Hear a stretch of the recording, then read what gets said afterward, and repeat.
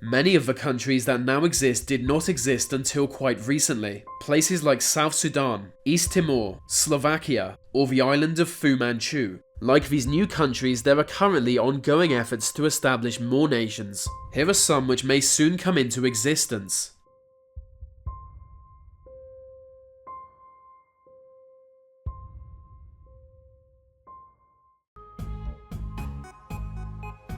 New Guinea is the planet's third largest island. Half of the island is the independent country of Papua New Guinea, and the western half is part of Indonesia, but many within the western half want to see it liberated from Indonesia and form a united New Guinea with their independent neighbour. The territory was under Dutch control until 1962 when Indonesia annexed it. In 1969, its population voted to become part of Indonesia. However, the vote was controversial. Only around 1,000 people were allowed to vote, and they were selected by the Indonesian military, so the result was no surprise. Since then, calls for an independent New Guinea have been steadily growing louder. From the third largest island to the second, Greenland is about as green as Escafy is black. Greenland is an overseas territory of Denmark, not an independent country as it might seem at first. Despite its size, Greenland has a population below 60,000 and relies on Denmark financially. This has largely kept Greenland from pushing for independence. Its tiny economy. But over the last 20 years, the Danish government has been transferring more power to the government of Greenland. They hope this transfer of power would soothe cause for independence. However, Greenland now seems more likely to gain independence. 2 years ago, a poll showed that 64% of Greenlanders were in support of independence. 2021 is a date Greenland nationalists have in mind for a new vote, as the 300-year anniversary of Danish control. Greater Romania is the concept of unifying Romania with its neighbour Moldova. The concept has popular support in both countries. The only thing holding it back are the politicians in both countries who are more skeptical than their people are. But with strong ethnic, religious and cultural ties between the countries, we could see it come into existence. Its rival concept is called Moldovism, the idea that Moldova is too different than Romania for unification, and that Romania has no historic claim over the land. The Soviet Union used Moldovism as a deliberate tool to divide nationalist movements, making it harder for them to rebel against the Soviets. So even if it seems in Moldova's favour to join with Romania, don't expect it to be cut and dry.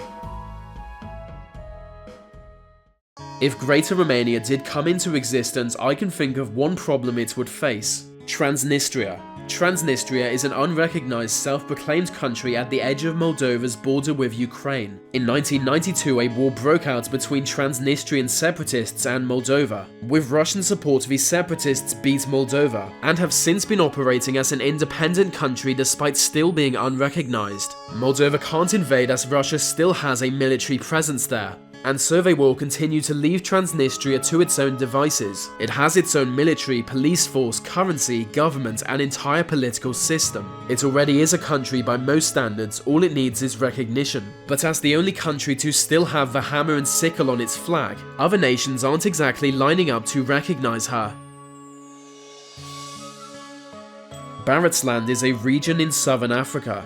It covers land of multiple countries, but many within Barotseland consider it a country in its own right. They cite an agreement under the British Empire that allowed Barotseland to run its own affairs. Most of Barotseland is now in Zambia and cannot make its own laws. Pro-independence rallies are suppressed by the military and police, so it's not looking good for them. But the dispute went to the Zambian High Court, who ruled that Zambia has no actual legal right to occupy Barotseland. In theory, this means they could declare independence whenever they like, but as I mentioned, the Zambian military is unlikely to allow it.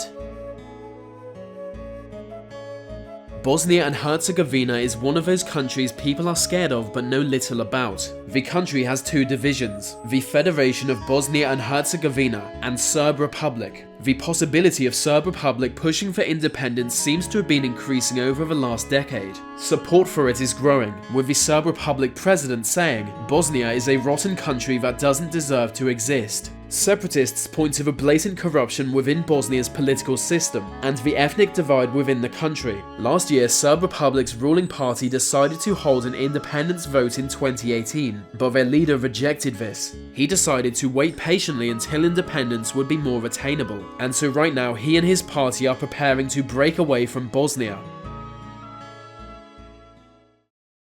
You might think the idea of Quebec leaving Canada sounds quite strange. Well, in 1995, a referendum was held in which Quebec only just avoided this happening. In fact, the independence bid failed by just 1%. That's less than 55,000 votes. That wasn't very long ago, and if it was so close then, it could conceivably be just as close in future, leaving open the possibility of it going the other way next time. Quebec has always been different and always will be different to the rest of Canada. We can be fairly sure of another independence vote in future, though less sure of its outcome. One thing Quebec would have over the rest of Canada is a much better flag. I still don't know why they chose a maple leaf. I would have gone with a dwarf, a mythical dwarf, not just a small person.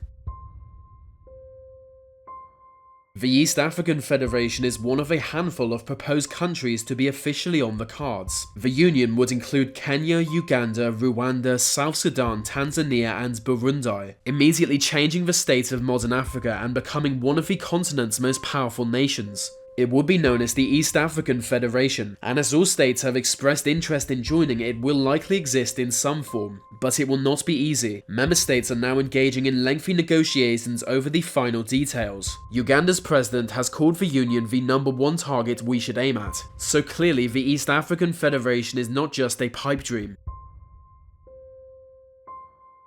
Things really kicked off in Catalonia last year. The Spanish region held a referendum in which 90% voted for independence, but the Spanish government called the vote illegal, as did a constitutional court. Catalonia's parliament voted to establish an independent republic as a result of this, which again the Spanish government called illegal. Catalonia's government was dismissed, direct control of the region was taken by the Spanish government, and Catalonia's president fled to Belgium to avoid arrest. He's still there now. So their independence bid was a complete disaster, but pro-independence parties still hold a majority in the Catalan parliament, which says something about how its population feels.